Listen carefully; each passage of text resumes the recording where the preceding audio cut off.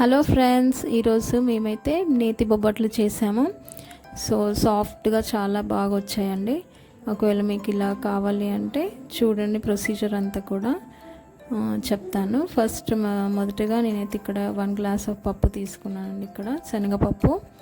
దీన్ని మనం నీట్గా 2-3 టైమ్స్ వాష్ చేసుకొని 1 అవర్ పాటు మనం దీన్ని పప్పుని మొత్తం కూడా నానబెట్టుకోవాలి. 1 గ్లాస్కి 2 గ్లాస్ ఆఫ్ వాటర్ వేసేసుకొని నానబెట్టేసుకోవాలి. తర్వాత ఇప్పుడు నానిపోయాయండి. ఈ వాటర్తో మనం 2 గ్లాస్ వేసాం కాబట్టి అది కుక్కర్లో వేసేసుకోవాలండి. కుక్కర్లో వేసుకొని దీనికి కొద్దిగా పించ్ ఆఫ్ సాల్ట్ వేసేసి దాన్ని కలిపేసుకోవాలి. కలిపి మనము కుక్కర్ పైన మూత విజిల్కి పెట్టుకోవాలి. సో ఇలా కలిపేసుకున్న తర్వాత ఓన్లీ 3 విజిల్స్ మీడియం ఫ్లేమ్లో మనము 3 విజిల్స్ వచ్చేంత వరకు ఉడికించుకోవాలి. మరీ ఎక్కువసేపు ఉడికియొద్దండి, ఎందుకంటే ఆల్రెడీ నానబెట్టిన పప్పు కాబట్టి మొత్తం మెత్తగా అయిపోతుంది. అందులో వాటర్తో పాటు ఉడికిపోయి వాటర్ అయిపోతుంది. అలా కాకుండా ఉండాలి అంటే త్వరగా మనము దాన్ని ఎక్కువ విజిల్స్ రాకుండా త్వరగా ఆఫ్ చేయాలి. సో ఇక్కడ 3 విజిల్స్ వస్తే సరిపోతుంది. చూడండి, మొత్తం ప్రెషర్ అంతా పోయాక తీసేస్తే ఈ విధంగా సాఫ్ట్గా ఉడికిపోయింది. ఇంకా మిగిలిపోయిన వాటర్ ఏమైనా ఉంటే అవన్నీ కూడా వెళ్ళిపోవాలి కాబట్టి మనం దీన్ని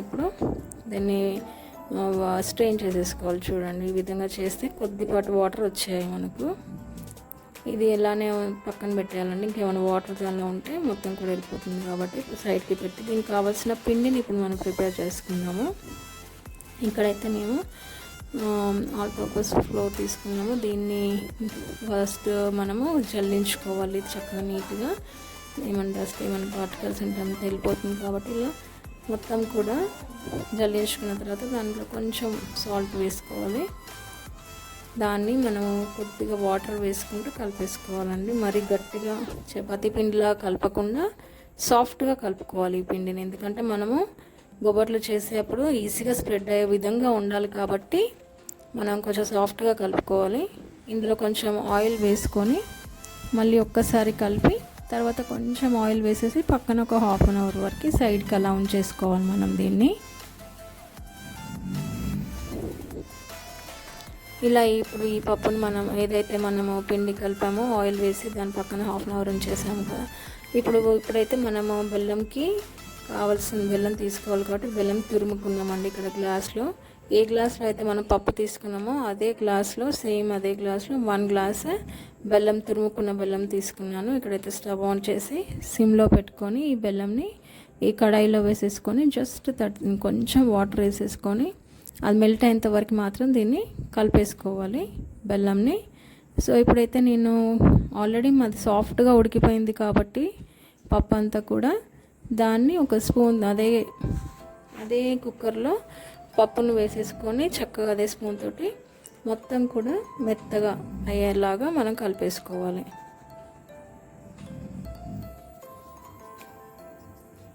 సో నేను చూపిస్తున్న విధంగా కలిపేస్తే సరిపోతుంది, మిక్సీ వేయని అవసరం లేదండి. ఇప్పుడు బెల్లం కూడా మెల్ట్ అయింది కాబట్టి ఆ మెల్ట్ అయిన బెల్లంలో మనము ఏదైతే మనము పప్పును మొత్తం స్పూన్తో మెత్తామో అదంతా కూడా ఇందులో వేసేసి మీడియం టు లో ఫ్లేమ్లో మనము ఫ్లేమ్ని అడ్జస్ట్ చేసుకుంటూ ఈ మొత్తము పప్పు ఇదంతా కూడా బెల్లం పప్పు అంతా కూడా దగ్గరికి అయ్యేంత వరకు కూడా మనము దీన్ని కలుపుతూ ఉండాలి. మాడకుండా అడుగంటకుండా కలిపేసుకోవాలి.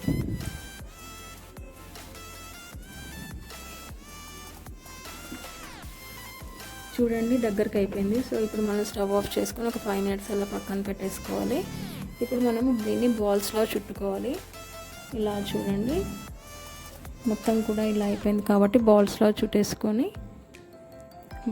చేసేసుకొని అదే దానిలోనే పెట్టేసుకొని, లేదు అంటే సపరేట్ కంటైనర్లో కూడా పెట్టుకోవచ్చు. కానీ కంపల్సరీ దానిపైన మూత పెట్టుకోవాలండి. ఎందుకంటే మూత పెట్టకపోతే బయట ఎయిర్ తగిలి పైన లేయర్ మొత్తం కొంచెం హార్డ్ అవుతుంది. సో అలా మనము దాన్ని పక్కన పెట్టేయాలి.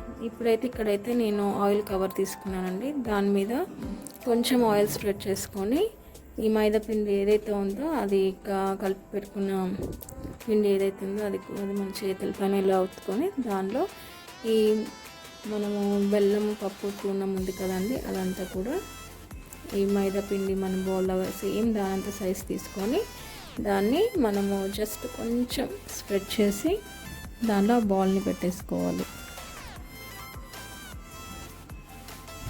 ఇలా పెట్టుకొని దాన్ని లోపల అదంతా కూడా కవర్ అయ్యేలాగా ఆ పిండిని మొత్తం కూడా కవర్ చేసి మనం ఇప్పుడు ఏదైతే ఆయిల్ ప్యాకెట్ ఉందో దానిపైన కొంచెం ఆయిల్ వేసి స్ప్రెడ్ చేసేసుకోవాలి. ఇది ఓన్లీ ఎడ్జెస్ నుంచి మనం స్ప్రెడ్ చేసుకుంటూ రావాలండి. ఎడ్జెస్ టు మిడిల్ అలా స్ప్రెడ్ చేసుకుంటూ వస్తే మనకి ఈవెన్గా చక్కగా రౌండ్ షేప్లో మనకి మొత్తం అంతా కూడా పలుచగా చక్కగా వస్తుంది.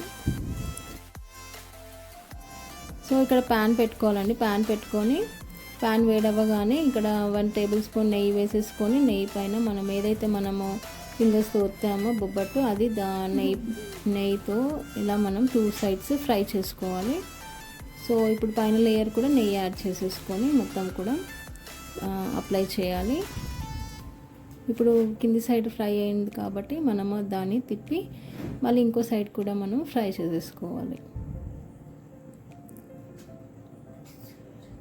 చూడండి ఇలా సాఫ్ట్గా చక్కగా రౌండ్గా నీట్గా ఉంది. మనకి ఇంకా పెద్ద ఇలా ఫ్రై అయిపోయింది కదండి. ఇంకో వైపు కూడా అలా తిప్పేసుకోవాలి. 2 సైడ్స్ అలా మొత్తం ఫ్రై అయ్యేంత వరకు ఉంచుకోవాలి. అలా మిగతా అన్ని బొబ్బట్లు అన్నీ కూడా అలానే ప్రిపేర్ చేసుకోవాలండి. సేమ్ ప్రొసీజర్ అంతే అండి. రుచికరమైన సాఫ్ట్గా ఉండే బొబ్బట్లు రెడీ అండి. టేస్ట్గా హెల్తీగా ఉండే బొబ్బట్లు అండి. ఒకవేళ మీకు నచ్చితే like, share, subscribe my channel. Thank you for watching my video.